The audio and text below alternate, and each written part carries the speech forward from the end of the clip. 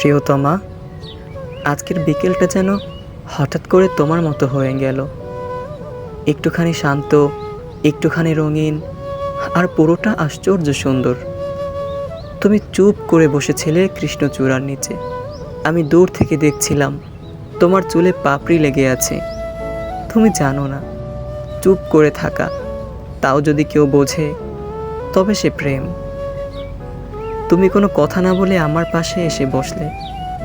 হাওয়ার সঙ্গে একটু চুল উড়ল তোমার। আমার নীরবতা কেঁপে উঠল। কথা হয় না, তবুও কণ্ঠস্বর বাজে তোমার পাশে।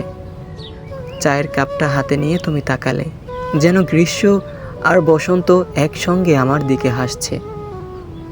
আমি কিছু বলতে চাইনি, শুধু মনে মনে লিখছিলাম, তুমি পাশে থাকলেই এই পৃথিবীটা একটু বেশি বাসযোগ্য লাগে। তুমি যখন থাকো, সব ফোটে কৃষ্ণচূড়া আমার মনেও। তুমি কিছু চাইলেও না, দিলে একটা নিঃশব্দ সন্ধ্যা।